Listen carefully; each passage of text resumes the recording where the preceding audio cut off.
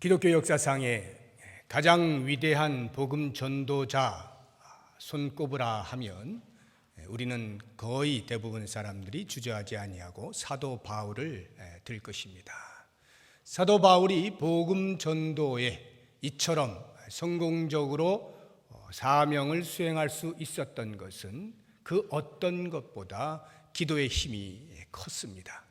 본인 스스로가 그 사명을 감당하기 위하여 간절히 기도한 것뿐만 아니라 만나는 사람마다, 방문하는 교회들마다 나의 복음 사역을 위하여 기도해 주시오 라고 중보의 요청을 한 것을 봅니다. 그 사실의 한 단면을 에베소서 6장 19절에서 우리가 찾아볼 수 있습니다. 여기는 사도 바울이 에베소 교회의 성도들에게 나를 위하여 이렇게 기도해 주시오 라고 한 권면의 말이 나옵니다.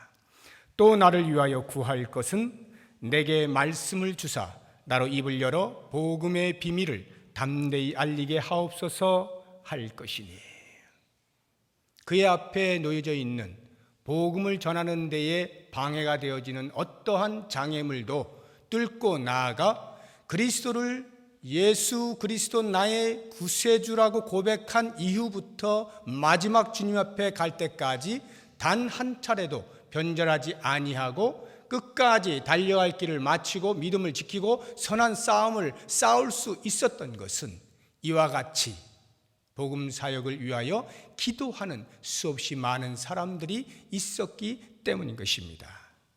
저는 11월 20일 전교인 총동 축제의 날을 겨냥해서 지난주부터 말씀을 나누고 있습니다. 오늘은 두 번째 시간으로 복음 전도와 기도는 과연 어떤 관계가 있는가 하는 부분에 대해서 오늘 본문의 말씀을 가지고 같이 생각을 해보도록 하겠습니다. 우리가 읽은 이 이사야서 62장 6절에서 9절에 나오는 말씀 가운데 파수꾼이라고 하는 사람이 등장을 합니다.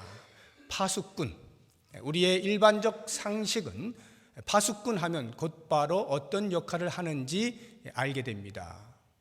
예를 들어서 옛날에 전쟁을 하는 가운데에 파수를 보고 있는 사람은 혹시 전쟁터에서 전령이 오면 그 전령이 왔다는 것을 아군에게 알려서 맞이할 수 있도록 역할을 하는 것이 파수꾼이고, 또는 외부에서 적이 침입해 오는 조짐이 보이는 것을 미리 간파하여서 역시 우리 내부의 아군에게 알림으로써 준비하게 만드는 이런 역할을 하는 것이 파수꾼인 것을 누구나 다 알고 있습니다.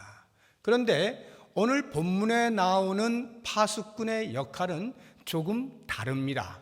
의아할 만큼 엉뚱한 것이 있습니다. 6절을 한번 보시기 바랍니다. 6절과 7절 두 절을 같이 읽어봅니다.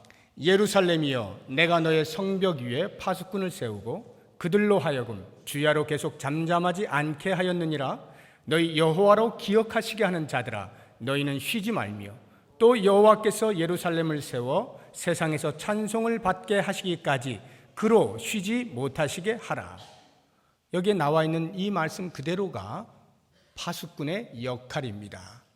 여호와로 기억하시게 하는 자들이 파수꾼입니다. 무엇을 기억하시게 하는가? 여호와께서 이스라엘 백성들을 위하여 구원을 베푸시는 그 구원의 사역을 계속하여 기억해 내시도록, 그래서 사역이 잠시라도 중단되지 아니하도록 끊임없이 쉬지 말고 계속하여 여호와께 아뢰라는 거예요. 하나님, 구원 사역이 잘 진행되고 있습니까? 하나님, 우리를 구원해 주시는 겁니까? 하나님, 우리가 지금 이런 상황에 있습니다. 하나님, 우리를 회복시켜 주십시오. 끊임없이 하나님께 아뢰는 역할을 하는 것이 파수꾼이라, 이렇게 이야기를 하고 있는 것입니다. 다시 말하면 여호와께 중보의 기도를 올리는 자가 파수꾼입니다.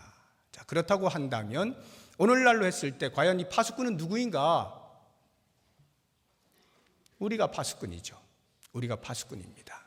왜 우리가 파수꾼인가 하는 것을, 오늘 누가 파수꾼을 세웠느냐 하는 것을 보면서 한번 생각해 보면 좋겠습니다. 다시 6절을 보시면 예루살렘이여 내가 너의 성벽 위에 파수꾼을 세우고, 여기에 나오는 내가라고 하는 나, 1인칭 나가 과연 누구냐 하는 것입니다.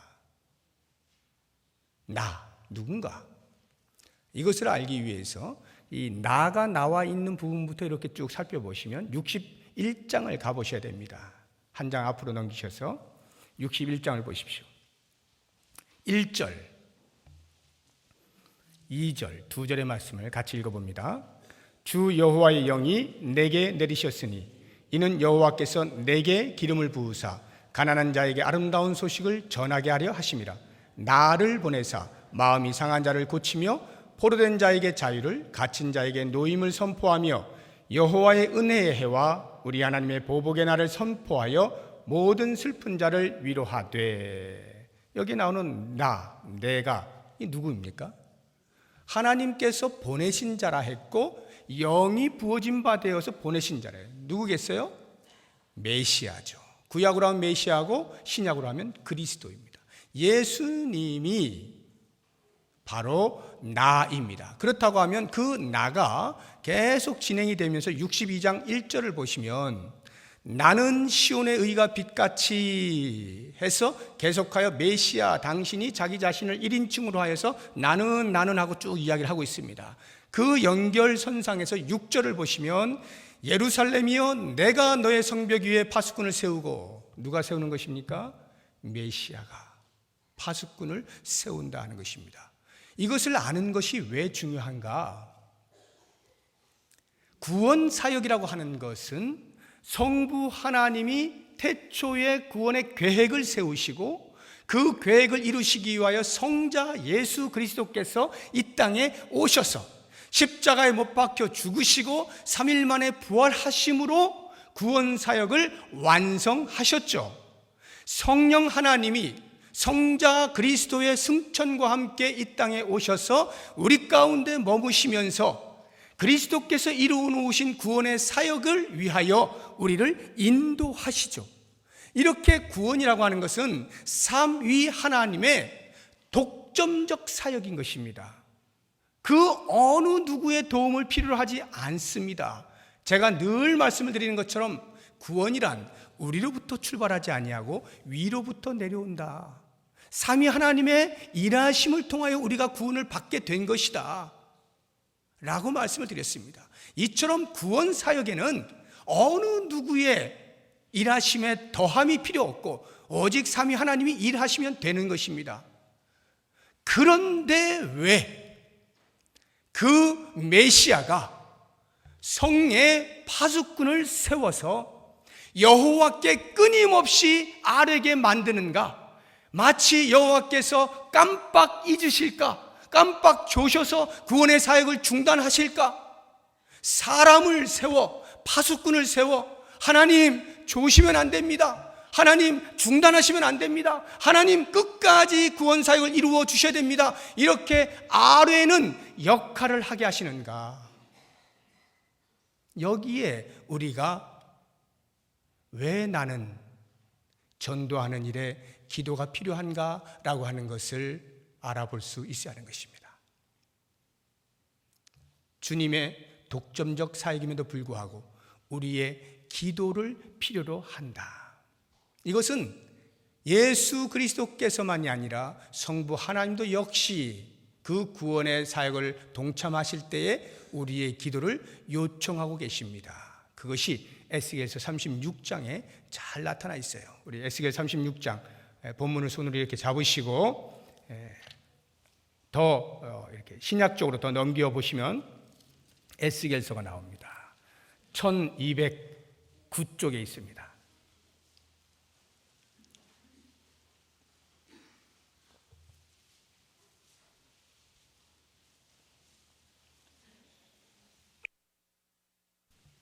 (1209쪽)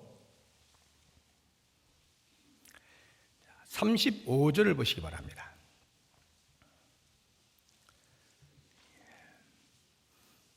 (35절) (36절) 두 절만 우리 같이 한번 읽어봅니다. 사람이 이르기를 이 땅이 황폐하더니 이제는 에덴 동산 같이 되었고 황량하고 적막하고 무너진 성읍들의 성벽과 주민이 있다 하리니 너희 사방에 남은 이방 사람이 나 여호와가 무너진 곳을 건축하며 황폐한 자리에 심은 줄을 알리라. 나 여호와가 말하였으니 이루리라.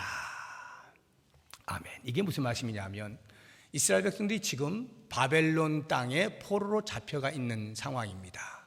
그 상황에 에스겔 선지자를 통하여 하나님께서 약속의 말씀을 주시는 거예요. 너희들이 지금 포로로 잡혀있다 할지라도 언젠가 내가 그 황폐한 땅, 너희들이 다 포로로 잡혀가서 이스라엘 땅 팔레스타인이 황폐하게 되었지만 그 황폐한 땅을 내가 다시 건축하겠다, 내가 다시 세우겠다, 내가 일으키겠다. 그래서 주변에 있는 사람들이 보고 하나님이 일하신 것을 알게 하겠다. 내가 너희를 회복시키겠다, 구원해 주겠다. 이렇게 약속의 말씀을 주시고 내가 반드시 이루마 하신 것입니다. 하나님의 구원 사역입니다. 여기에 이스라엘 백성들이 할 수 있는 것은 아무것도 없어요. 그들은 바벨론의 포로로 잡혀가서 그냥 신음하고 있는 것밖에 아무것도 없습니다. 그들이 독립을 위하여 무엇을 할 수 있는 것 아무것도 없습니다. 전적으로 무능력의 상태에 있을 때 하나님이 독점적으로 그들을 회복시키시고 구원하시는 일에 진행하시겠다는 거예요. 그런데 그 다음 절을 보면 참으로 기이한 말씀이 나옵니다. 37절 중간까지만 우리 같이 한번 큰 소리로 읽어보겠습니다. 주 여호와께서 이같이 말씀하셨느니라. 그래도 이스라엘 족속이 이같이 자기들에게 이루어 주기를 내게 구하여야 할지라. 누가 말씀하셨다고요? 여호와께서, 성부 하나님께서 말씀하십니다. 그래도, 이 말은 내가 모든 구원의 사역을 다 이루겠지만 그래도 이스라엘 족속 너희들은 너희들에게 이루어질 이 일을 위하여 나에게 구해야 한다. 이렇게 말씀하시는 겁니다. 얼마나 놀라운 일입니까? 우리의 기도를 요청하고 계시는 성부 하나님, 성자 예수님, 우리가 만나게 되는 겁니다. 저는 이 에스겔 36장 37절에 있는 이 그래도라고 하는 표현하고 우리 본문에 나오고 있는 6절 7절에 나오는 특히 7절 뒷번에 보면 그로 쉬지 못하시게 하라. 오늘 말씀의 제목이기도 한데 그로 쉬지 못하게 하라, 못하시게 하라. 이 표현이 얼마나 좋은지 모르겠어요. 한글 성경이 가끔씩 이렇게 애매하게 번역된 것들이 있는데 저는 이 두 군데는 그냥 가슴이 터져 나오는 그 전율이 있어요. 얼마나 멋있습니까? 그로 쉬지 못하시게 하라. 그래도 전도할 때 하나님의 이름 백성들을 주의 전으로 부를 때 왜 우리의 기도가 필요한가? 라고 하는 부분을 아주 명확하고 선명하게 보여주고 있는 말씀입니다.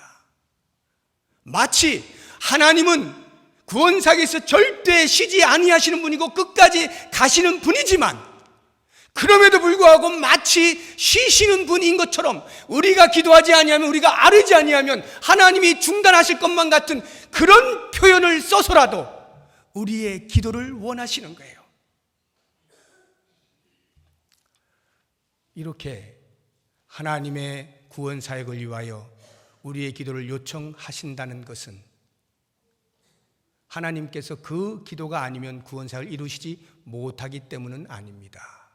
하나님 특별한 목적이 있는데 잠시 후에 말씀을 드리고, 성경의 인물 가운데에서 지금 이러한 예루살렘의 회복, 이스라엘의 회복을 위하여서 실제로 에스겔 선지자에게 말씀하셨던 그래도 너희는 내게 구하여야 한다라는 것을 실천한 인물을 한번 소개해 보려고 합니다. 그 인물이 다니엘이라고 하는 선지자입니다. 선지자이기도 하고 바벨론 포로로 끌려갔을 때 그곳에서 국무총리까지 했던 사람이죠. 요셉과 아주 비슷하네요. 요셉은 애굽에서 국무총리를 했고 다니엘은 바벨론 포로 기간 동안에 바벨론에서 국무총리를 했던 사람입니다. 이 다니엘이 이 말씀을 그대로 실천했던 사람입니다. 우리 한번 찾아보죠. 에스겔에서 또 좀 더 넘기시면 다니엘이 나옵니다. 다니엘 9장을 가보시기 바랍니다.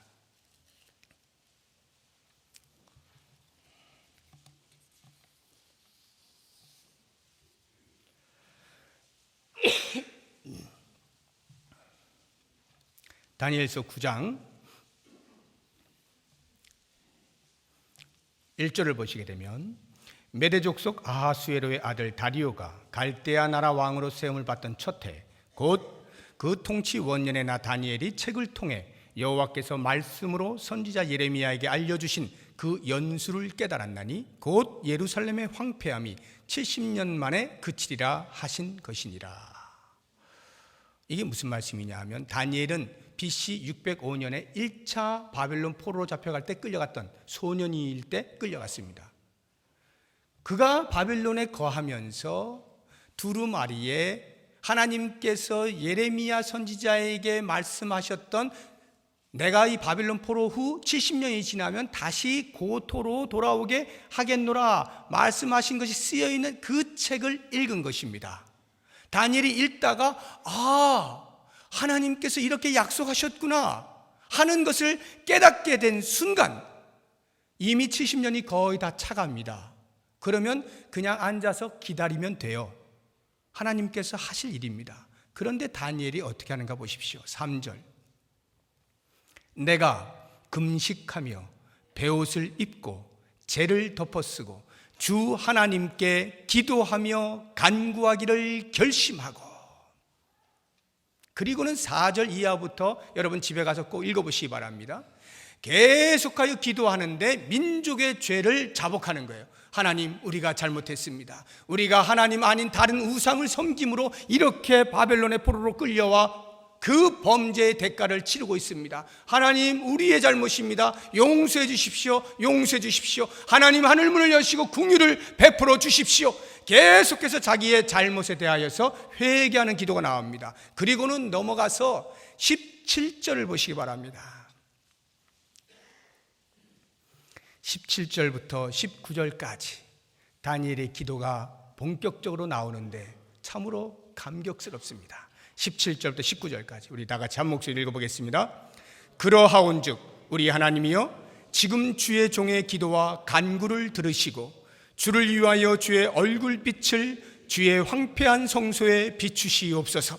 나의 하나님이여, 귀를 기울여 들으시며 눈을 떠서 우리의 황폐한 상황과 주의 이름으로 일컫는 성을 보옵소서.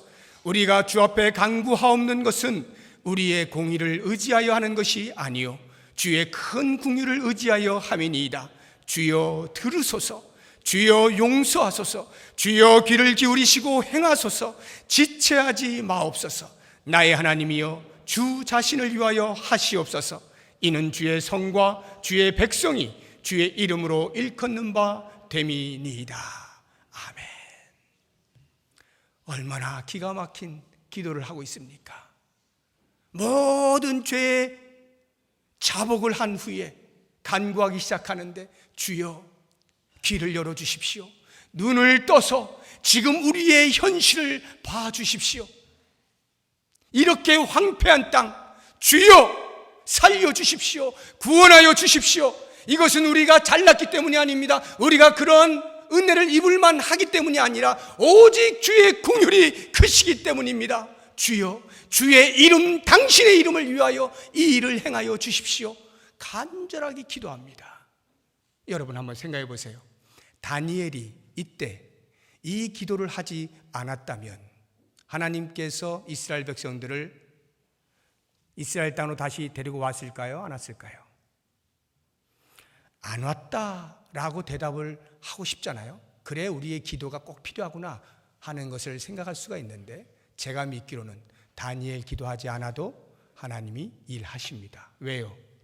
하나님이 당신 스스로에게 약속하셨기 때문에.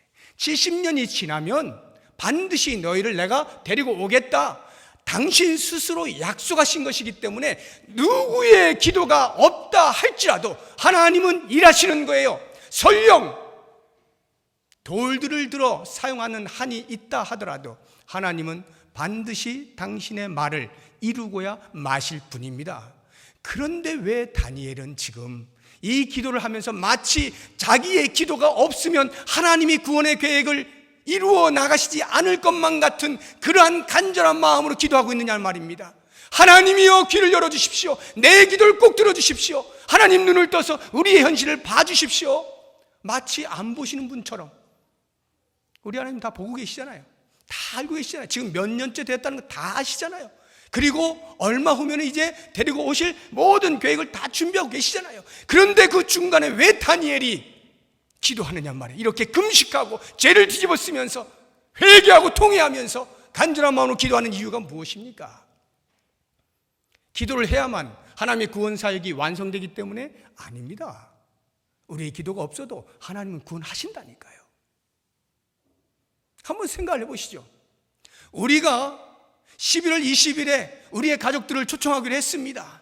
영적인 가족들을 초청하기로 했습니다. 하나님의 잃어버린 백성들을 찾아서 초청하여 데리고 나오기로 했습니다. 만약 우리가 하지 않는다 할지라도 하나님이 원하시면 하시는 거거든요.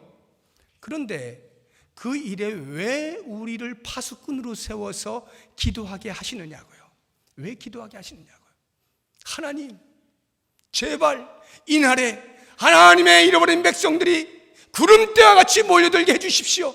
하나님, 제발 우리 교회를 살려주십시오. 간절한 마음으로 기도하는 이유가 무엇입니까? 하나님이 그렇게 원하시는 거예요. 그러면 왜 하나님이 원하시느냐 이거예요. 왜 원하시는가? 기도 없이는 일하시 못하기 때문이 아니라 그 기도를 할 때 우리에게 유익을 주시기 위함이에요. 과연 우리가 기도하면 어떤 유익이 있을까? 가장 먼저 하나님의 마음을 알아가기 시작합니다. 왜 하나님은 자꾸 잃어버린 백성들을 찾으시려고 하는 것일까? 그 하나님의 마음을 기도하는 동안에 조금씩 더 알아가게 되는 거예요. 하나님의 마음을 알아가게 될 때 우리의 마음이 드디어 긍휼을 담게 되어 있습니다. 인생을 향하여 품고 계시는 하나님의 긍휼이 내 마음에 담기기 시작하는 거예요. 기도하는 동안에 내가 초청할 대상자에 대한 긍휼의 마음이 생기고 사랑의 마음이 생기는 것입니다. 여러분이 초청하실 대상자를 놓고 한 번도 지금 기도하지 않으셨는데 매일 쫓아가서 야, 교회 나와 매일 전화해서 교회 나와 하시는 분 계십니까? 제가 볼 때는 뭔가 이상해요. 기도하지 않으면 마음이 안 생기게 돼 있습니다. 기도하지 않으면 그 영혼이 불쌍한 것을 몰라요. 그 영혼이 왜 주님 앞에 돌아와야 하는지를 모르는 것입니다. 긍휼의 마음이 안 생긴다니까요. 사랑하는 마음이 안 생겨요. 그러니까 하나님께서는 우리에게 기도하는 것을 요청하시면서 우리의 마음에 간절함을 담아주시는 겁니다. 그래야 그 마음을 담고 한마디라도 더 던지게 되어 있는 것이거든요. 여러분, 기도하지 않고 그냥 가가지고 야, 우리 11월 20일에 총동원 축제하는데 야, 한번 올래? 이렇게 말하는 것과 그 영혼이 주님 앞에 돌아서지 아니하면 안 될 간절한 마음을 담아서 진정성을 가지고 초청하는 것과 과연 그 대상자가 어떠한 반응을 보이겠어요? 사람은 영물입니다. 하나님의 형상대로 지음받았어요. 왜곡되어지고 변형되어져서 하나님을 잠시 잊고 멀리 떠나 있지만 느낌이라는 것이 있는 겁니다. 영적인 교통이 있는 거예요. 진정성을 가지고 이야기할 때 그의 마음이 움직이게 돼 있는 거예요. 성령께서 그것을 통하여서 일을 하시는 겁니다. 그러니까 기도하는 시간들을 통하여 우리의 마음이 하나님의 마음을 품게 되어지고 그 긍휼과 사랑으로 대상자를 바라보게 되어 있는 거예요.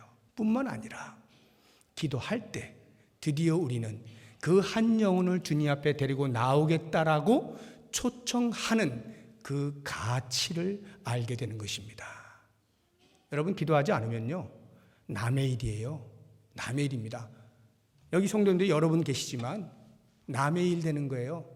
그냥 열심히 하는 사람들 그냥 데리고 나오면 나오는 거고, 나는 그저 그냥 나 혼자 나오면 되는 거고, 누군가가 그냥 할 사람을 하고 뭐 말 사람은 많은 거지. 남의 일이 되는 겁니다. 그런데 한번 여러분 대상자를 놓고 기도해 보세요. 하나님의 잃어버린 백성을 찾기를 원하시는 하나님의 마음을 품고 기도해 보세요.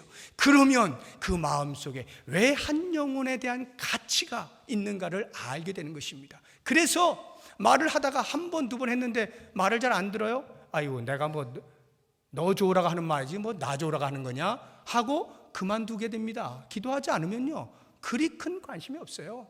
내가 얼굴 붉혀가면서까지 계속 권면하지 않습니다. 한두 번쯤은 교회에서 하라고 하니까 할 수 있어요. 그러나 계속적으로 하고자 하는 열망이 생기지 않습니다. 왜? 그 가치를 모르기 때문에. 근데 여러분 한번 기도해 보세요. 큰 영혼에서 계속하여 기도하면서 이야기를 해보세요. 한 번, 두 번, 10번, 100번까지라도 이야기할 수 있습니다. 왜? 그 영혼이 주 앞에 돌아와야만 되니까. 그 가치를 알게 되니까. 간절한 마음으로 권면을 하게 되어 있는 거예요. 마지막으로 기도를 하게 되면 어떤 일이 있느냐? 하나님께서 우리의 수고를 통하여 하나님의 잃어버린 백성들을 주의 전으로 부르실 때에 몰려오는 사람들을 우리가 봅니다. 그 광경을 목도합니다. 그때에 기도하지 않은 채 보면 별로 큰 감흥이 없어요. 한번 왔다가 이제 또 갈 사람들이지 신경 안 씁니다. 그냥 뭐 한번 행사 치르고 마는, 그렇게 되어버려요. 큰 감흥이 없어요. 큰 기쁨이 없어요. 그런데 여러분이 간절히 기도하시면서 한 영혼 한 영혼이 오는 것을 본다라고 생각해 보십시오. 그랬을 때 그 오는 사람들을 바라보는 이 마음의 기쁨이라고 하는 것은 무엇과도 비교할 수가 없어요. 기쁨이 배가가 되는 거예요. 우리 하나님께서 하늘에서 웃으시고 기뻐하시고 흐뭇해하시는 것뿐만 아니라 우리가 그 광경을 목도하면서 말할 수 없는 흥분으로 쌓이게 되는 겁니다. 큰 기쁨을 누리는 거예요. 왜 하나님께서는 당신 스스로 할 수 있는 구원의 사역에 대하여 우리에게 기도를 요청하시는가? 우리를 위하여서입니다. 우리를 위하여서. 그러므로 사랑하는 성도 여러분, 이제 제가 여러분들에게 한시적으로 11월 20일까지 우리 교회에 속한 모든 성도들에게 동일하게 동참할 수 있는 한 가지 기도 운동을 전개하고자 합니다. 이제 소개할 텐데, 이름하여 1120 기도 운동입니다. 이름 멋있죠? 1120. 어디서 많이 들어본 것 같은데 11월 20일 그날 우리가 디데이 아닙니까? 그래서 1120 기도 운동이라 이렇게 정하고, 앞에 있는 1은 하루라는 뜻입니다. 그 다음 1은 한 번, 20은 20분, 하루에 한 번 20분 총동원 축제의 날을 위하여 기도하는 운동, 이게 1120 기도 운동이에요. 한시적으로 합니다. 11월 20일까지만 합니다. 내가 부평 동북교회 교인이라 생각하시는 분은 모두 이 운동에 동참해 주시기 바랍니다. 그래서 하나님께서 우리에게 요청하실 때 하나님 혼자 웃으시려고 하는 것이 아니라 우리에게 무엇인가를 주시려고 한다는 것을 한번 경험해 볼 수 있으면 좋겠습니다. 모두가 다 빠짐없이. 물론 교회에 나와서 기도하면 제일 좋고, 시간적으로 도저히 그것이 허락하지 않는 분들은 여러분들의 있는 장소에서 분명히 하루에 20분을 떼서, 정 낮에 안 되면 밤에 잠자리에 들기 전에 피곤하더라도 20분 떼서 축제의 날을 위하여 기도하시고, 내가 초청할 대상자들을 이름을 불러가면서 기도하시고, 그리고 주무십시오. 한 달 안 남았습니다. 이 운동에 여러분 모두가 동참을 하게 되면 저는 믿습니다. 하나님께서 어떻게 우리에게 보여주실지 모릅니다. 그 광경에 우리 모두는 기쁨으로 충만할 것이고, 하나님께 우리도 모르는 사이에 저절로 영광을 돌려드리게 될 것입니다. 이 놀라운 사역을 위하여 기도하는 일에 동참하시기를 주의 이름으로 부탁드립니다. 기도하겠습니다. 하나님 아버지,